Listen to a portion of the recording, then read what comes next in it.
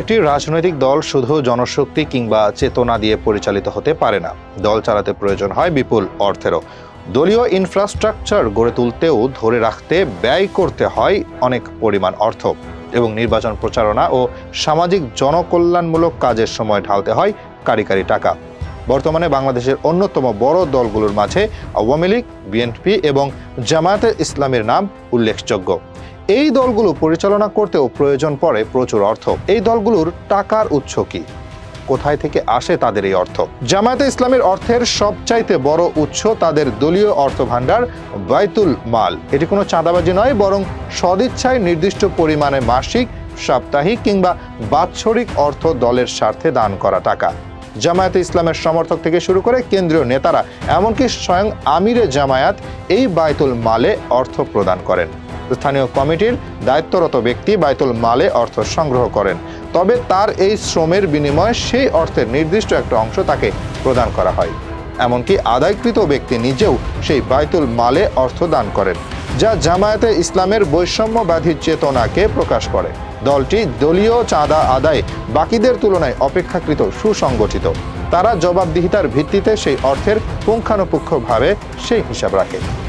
এছাড়াও আরও কিছু অর্থের উৎস রয়েছে বাংলাদেশ জামায়াতে ইসলামের। তাদের দলীয় অর্থায়নে কিছু ব্যবসায়ী প্রতিষ্ঠান পরিচালিত হয়, যেগুলোর অর্জিত মুনাফার একটা অংশ ব্যয় হয় দলীয় কাজে।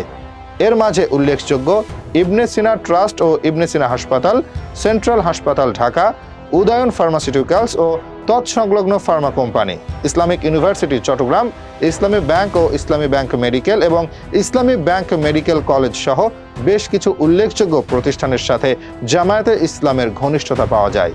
অতীতে এই দলের সাথে জড়িত বেশ কয়েকটি পত্রিকা ও গণমাধ্যম পরিচালিত হতো, যেখানে থেকেও কিছু অর্থ উপার্জিত হতো। বাংলাদেশ জামায়াতে ইসলামের অর্থের আরও একটি বড় যোগান দেয় বিভিন্ন শিল্পপতি, ব্যবসায়ী এবং প্রবাসী সমর্থকগণ।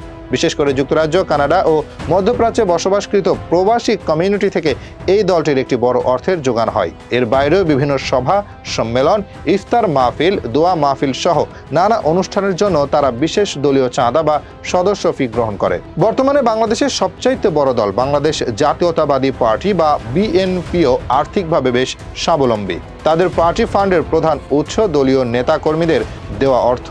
তাদের সবচাইতে বড় অর্থ আসে দলীয় নেতা তারেক রহমানের কাছে থেকে। তিনি তার অর্থায়নে পরিচালিত প্রতিষ্ঠানের লভ্যাংশের এক বড় অংশ ব্যয় করেন দলীয় কাজে। এছাড়াও বিএনপির নেতাকর্মীরা নিজস্ব অর্থায়নে অনেক দলীয় ও উন্নয়নমূলক কাজ করে থাকে। এর বাইরে এনটিভি ও আরটিভি এই দুইটি টিভি চ্যানেলের মালিক মরহুম মোসাদ্দেক আলী ফালু, যিনি ছিলেন খালেদা জিয়ার উপদেষ্টা ও ঘনিষ্ঠ সহযোগী। তিনি বিএনপির মিডিয়া ও ব্যবসা সংক্রান্ত পরিকল্পনায় গুরুত্বপূর্ণ ভূমিকা রেখেছেন। বিএনপির নিজস্ব কোনো ব্যবসায়িক প্রতিষ্ঠান নেই, তবে দলটি ঘনিষ্ঠ ব্যবসায়ী, মিডিয়া প্রতিষ্ঠান, প্রবাসী শাখা ও নির্বাচনী অনুদান থেকে অর্থ পায়। বর্তমানে নিষিদ্ধ ঘোষিত হলেও একসময় বাংলাদেশের সবচাইতে বড় রাজনৈতিক দলটি ছিল আওয়ামী লীগ। প্রায় ১.৫ দশক টানা ক্ষমতায় ছিল দলটি। ক্ষমতায় থাকা অবস্থায় তাদের বিরুদ্ধে অবাধ চাঁদা আদায়, ঘুষ ও দুর্নীতির অভিযোগ ওঠে। এছাড়াও সরকারি বাজেট চুরি, রাষ্ট্রীয় সম্পদ দলীয় কাজে লাগানো, টেন্ডারবাজি, দখলদারিত্ব ও লুটপাট সহ নানা অনৈতিক কাজে জড়িত ছিল এই রাজনৈতিক দলটি, যা মূলত আওয়ামী লীগের অর্থায়নে এক বড় উৎস হিসেবে কাজ করেছে। আওয়ামী লীগ সরাসরি কোনো ব্যবসা প্রতিষ্ঠান বা কর্পোরেট সংস্থা পরিচালনা করে না, দলীয়ভাবে এমনটাই বলা হয়। তবে বাস্তবে রাজনৈতিক বাস্তবতায় দেখা যায় আওয়ামী লীগের সঙ্গে ঘনিষ্ঠভাবে জড়িত একাধিক ব্যক্তি, ব্যবসায়ী গোষ্ঠী, এনজিও, মিডিয়া হাউস ও শিক্ষা প্রতিষ্ঠান রয়েছে, যেগুলোর মাধ্যমে দলটি পরোক্ষভাবে অর্থনৈতিক সুবিধা পেয়ে থাকে। এর মাঝে উল্লেখযোগ্য Beximco group, Bashundhara group, DVC news ও মিডিয়া, প্রাইভেট ফার্মাসিউটিক্যাল লিমিটেড সহ বেশ কিছু প্রতিষ্ঠানের নাম উল্লেখযোগ্য।